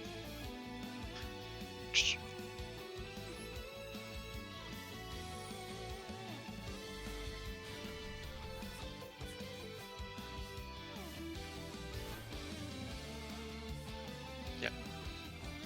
Diana gets into Lucina, and this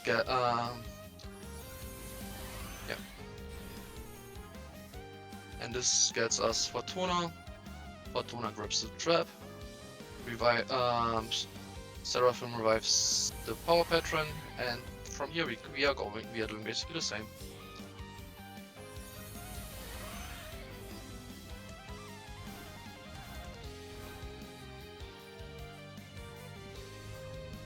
Yeah. And then you may ask how the synchrons came into this. Like for example, in TCG, the line that's like a 2-card combo line with Lucina. If you have starter synchron in hand, you can establish protection even before that. Yeah, we are going again for Seraphim, and Seraphim will revive the patron here. And because he is a level 7 Synchro non-tuner, we are getting access for Crystal Wing.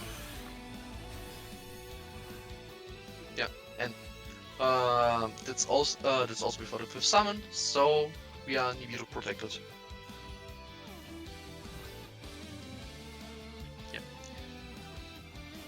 We are sending Starter Synchron there. This will grab us Illumination. We are dumping Boom. Because Crystal Wing is a Synchro Dragon that fulfills the requirements for Starter's Room, we can special summon him out from the grave.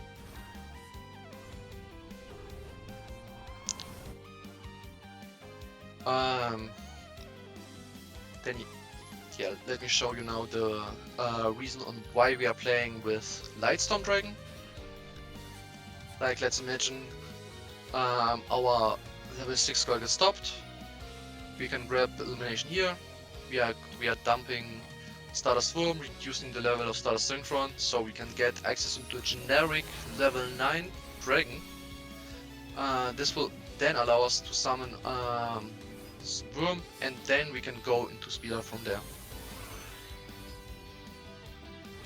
Sadly, it's like really Lightstorm is like really the only one that fulfills this condition. The other level 9s like Kroger Dragon isn't a dragon after all. He's a Sea Serpent, which is kind of weird to name the dragon after Sea Serpent after dragon. But whatever. Like and that's how. And in this combo, we can see how well Revolution Synchron plays with Medios or Prisma. Here just going straight up into Black Rose Dragon. This allows us to revive Revolution Synchron, and then we can revive Medios by bouncing back the Black Rose, and this will give us access into Junk Speeder. These are all lines like we were already like expecting the opponents that he interacts there.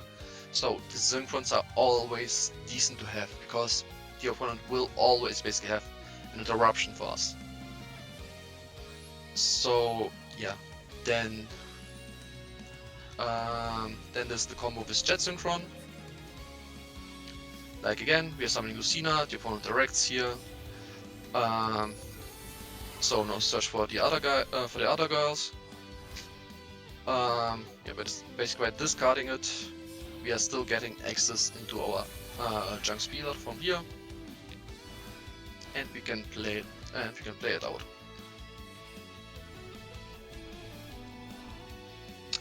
And as mentioned before, this deck plays very well into Fuvalos. Like if we are starting with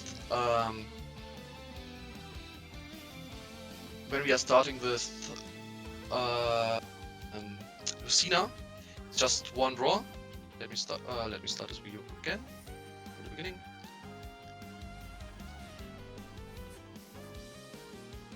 So we are getting into Lucina here. Search for the Power Patron. We imagine that in this situation we are an underdraw. This is like the first draw the opponent gets, so Fuvalos is then just card neutral for the opponent. But we can search instead of the blue girl, we are searching for the yellow girl, and she will provide us with another disruption during the opponent's turn. Then we can revive the red girl. And we are just passing on that. Just on that, we used one card for one draw, and we provided disruption with Lucina that will bounce a card. For Tona, that will bounce a face-up spell trap. The Seraphim that will reborn Elvennote and change the levels of the whole field.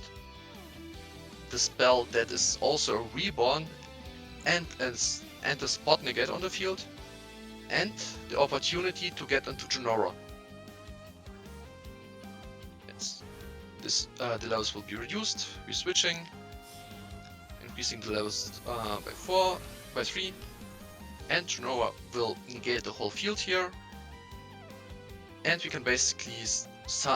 Then we can basically, with the help of the trap, we can spot negate and choose which column we want to prevent the opponent of using their monster with.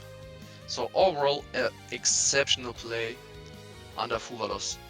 And we are also getting, because we search for Diana, we are getting follow-up into Junk Speeder, or we can end the game there.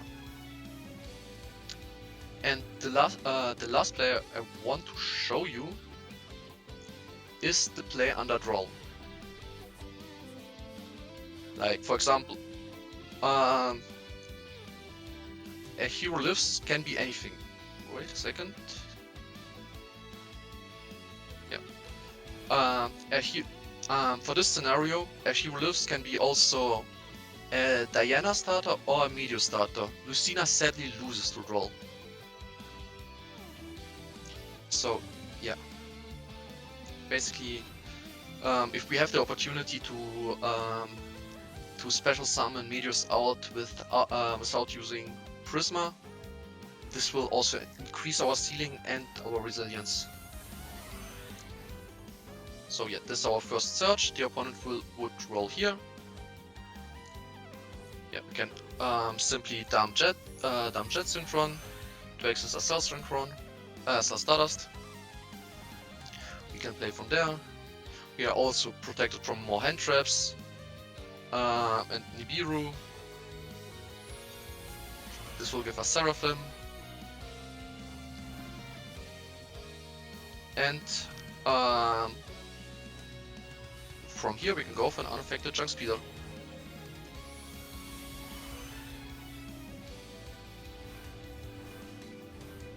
So, and the endboard would basically look like summoning this Beta, then looping with Omega, and going to Trishula. We can also improve that line by including Rage Rose and Garden Rose main for that to improve our plays. But in my opinion, we don't really need it. We have more than enough interruption. We don't need more bricks in our deck. It's like a complete minimal brick version of Synchrons, and the most resilient version against everything. We have an answer to basically everything now with Elvennotes. And this were basically all the combos that I wanted to show you today. So do you guys have any questions? That was a lot, I'm not gonna lie. Okay, yeah, but Elvennotes changes like the how you play Synchrons. It's, in my opinion, the most important stuff you have to know about. Do you actually have replays? Like, yes, my head hurts as well. I'm not gonna lie. Do you actually have like replays versus people, or no? No, sadly not. I'm more. I really don't like playing on MD Pro. Because the servers are laggy. I'm getting a lot of disconnects, and it just doesn't feel good. Oh, I usually don't. I usually just play on Edo Pro, anyway. But fair enough. Yeah, but it has, but just in the concept, it has like the most potential for Synchrons. All right.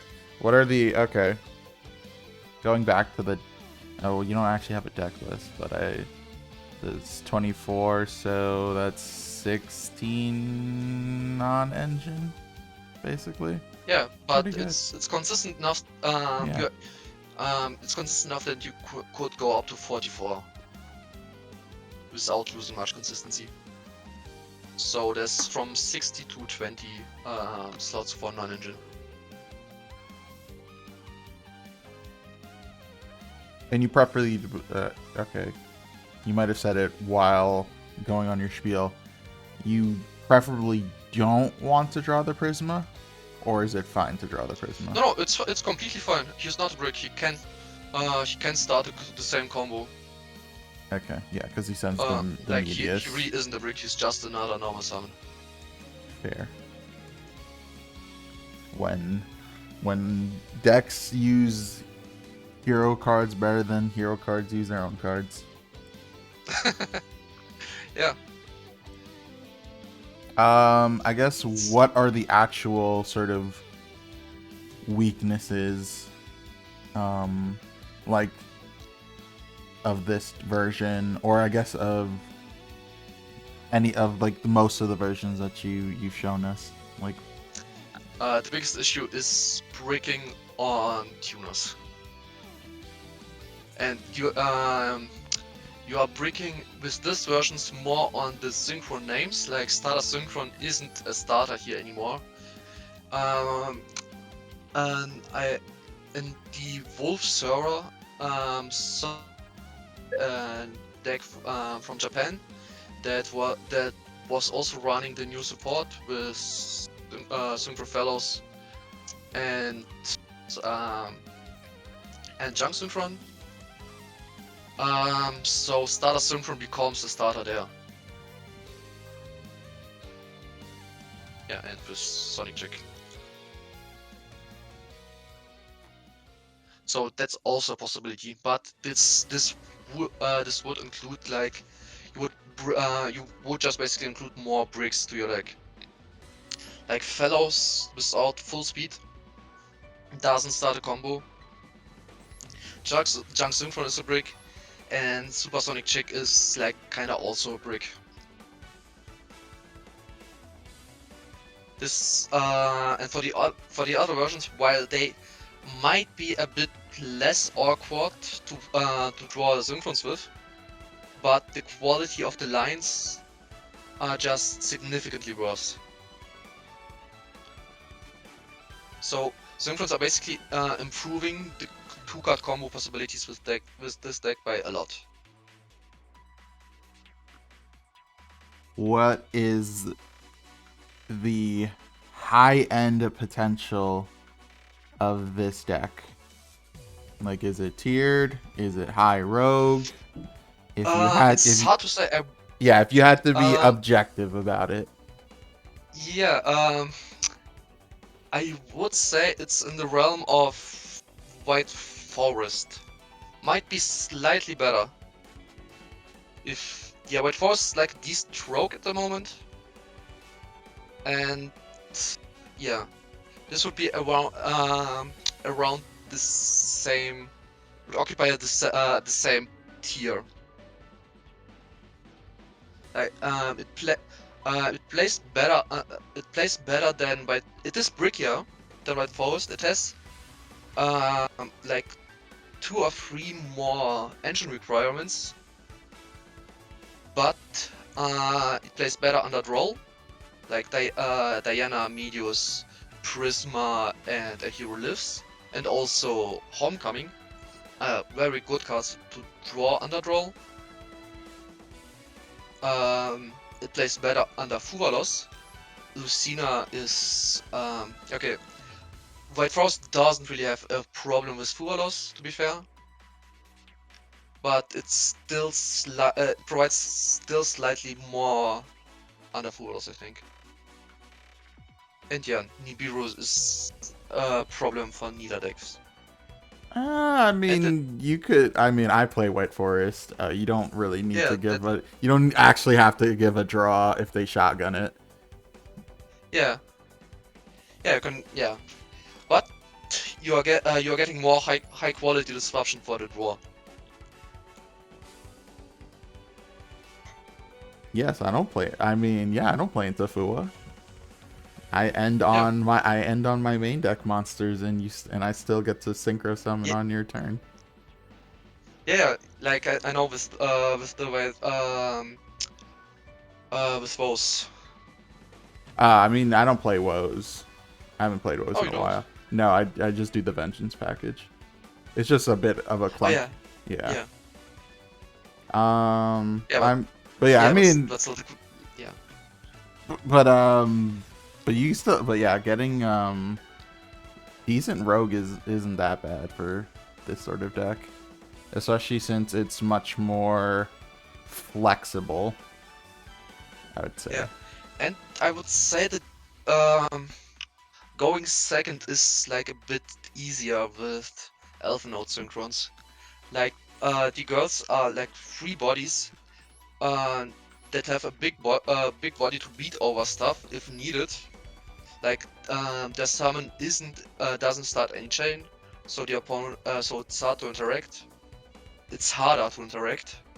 Like I know Appaloosa isn't anything in any format, but like it can Lucina can easily beat over 3-mid Appaloosa when she eventually comes back in 10 years.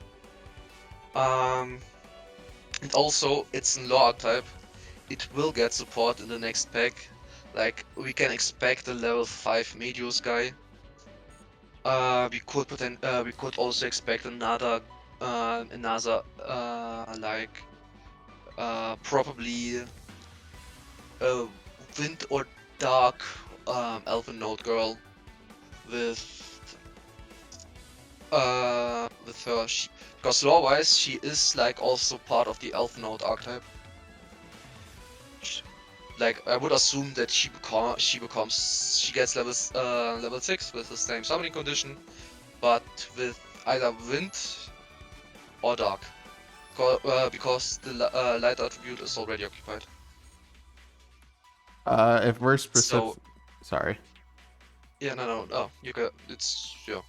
I was gonna What are you going to ask. ask? Yeah, I was gonna ask if we're comparing them like specifically to what is currently meta in TCG. Um, what are the advantages, or what interactions does this deck have that work into Mitsuyami, Draco Tail, Lunalight, that sort of thing, that you could highlight? Um, like if you're in a CCG version, you would most likely play Crystal Wing. That would I don't really remember the text on the Lunar Light Tower, but I think Crystal Wing can beat over it. It can Like indeed. yeah, like this would be like decent out for that.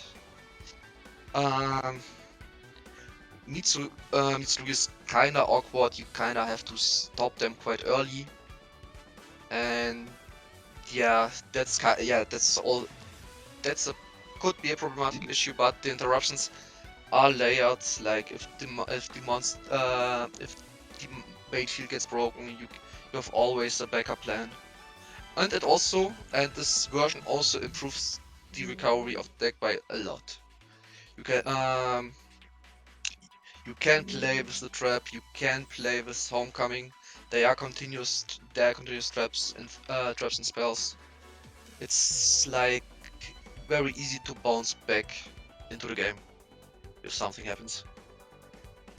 But going first, you should always win going first, because you hand loop with Omega, you hand loop with Trishula, and then during the opponent's turn you hand loop with Diner. So you basically hand loop 4 cards, which is kinda insane. You shouldn't have any losing matchups when you go first.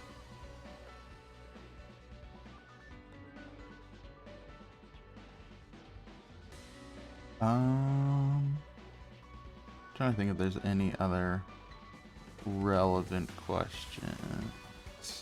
Um, okay, because I mentioned this in my Utopia stream last week.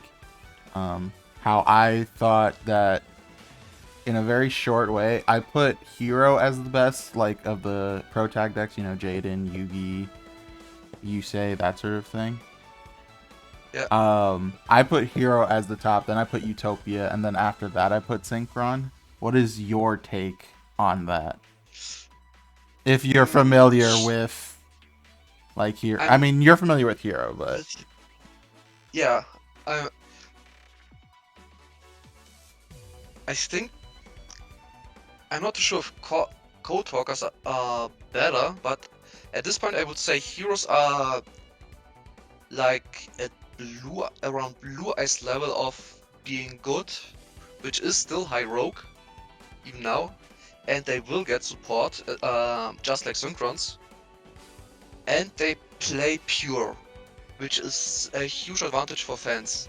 Like I can understand if people don't want to play a version like Elvennotes, because it can feel like Synchrons are just second place in this deck, because Synchrons are weaker on their own.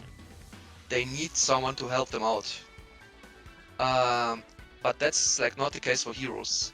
Heroes have like a lot of starters, a lot of extenders, in archetype extenders, in archetype starters. Like, I would say overall, for fans, Heroes, for anime fans, Heroes is better, and competitive wise, Heroes would be around the same level as Elvennotes Synchrons, from my point of view.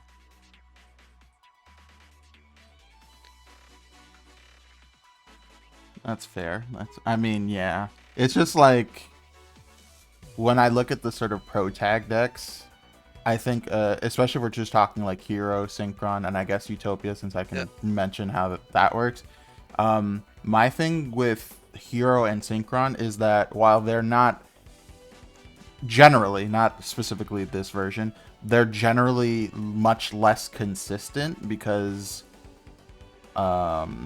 at least like Utopia has like an actual one card starter because it has its own circular, and yeah, a really solid, yes, because they both brick, quote unquote.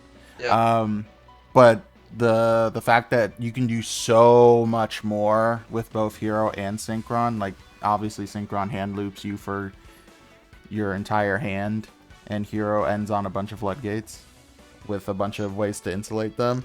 But I think like the way that Yu-Gi-Oh has been going for a while, it's less about like consistency still is important, but kind of like the high end of your end board or what your deck can do is kind of like more important these days. Kinda, yeah. But also, like, not losing to the lingering hand traps is also a huge part. Like, Hero do lose to Draw and Fuvalos. Like, of course, you can do for just one draw as a Dark Claw setup, or Fusion Destiny if you draw it. It's these are still very strong plays, but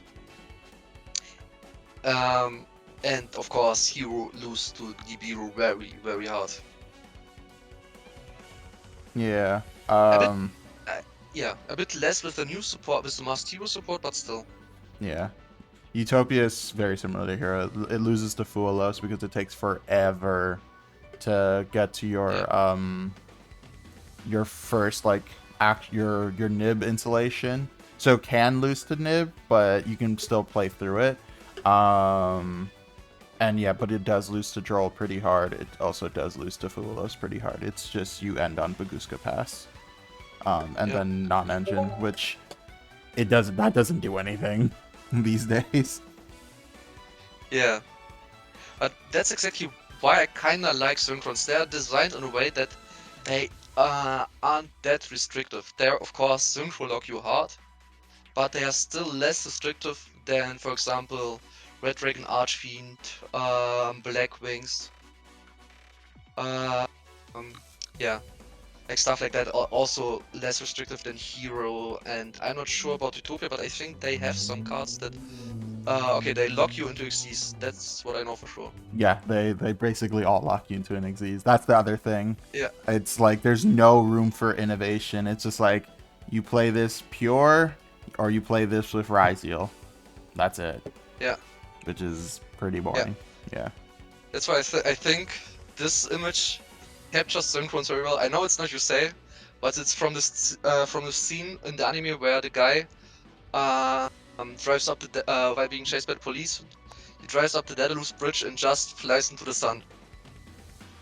It's like you can do basically everything with Synchrons, like the old versions that I used to play. It's like you have a lot of room to express your creativity there, like pendulums, with bunch of other stuff like Libromancers, or nowadays it would probably be Mitsurugi and Sword Soul. You have like a lot of ways to express your creativity with Synchrons.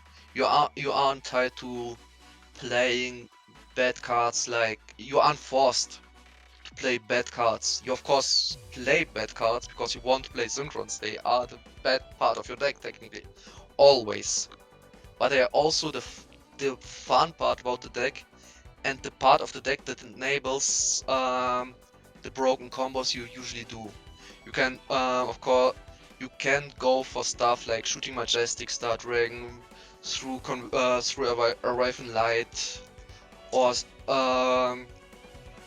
this will basically give you then Bro Tower, Converging Wills, Bro Tower. This guy gives you then access to basically anything used to summon him alongside Junk Synchron, and through that I got access into Shadow Mist, and then I specialed her out with Ancient Fairy Dragon. And that's how I made, for example, Dark Law in Synchrons. Like, you have so much ways to do whatever you want. That's kind of nasty. That's pretty nasty. I knew about the Cupid Pitch Search Plasma. That was like really early tech, but yeah. Cupid Pitch also searches this guy. and this guy is just straight up broken. You can similar to Shadow Mist, you can cheat him, you can summon even if you use the normal summon with Ancient Fairy Dragon. Then you dump stuff like Herald to search. You could search for Mitsurugi now. Or okay, to be honest, it's easier to summon Herald and synchro him off than go through these steps. But still, yeah, I used it with Shadow. I sent off Abkalone. Then Abkalone would search for Schism, and with this, I could. I went for Winder. This was also so much fun doing so. It wasn't good, but it was still fun. Okay. I have 2 last questions, and then I'll let you go. Yeah.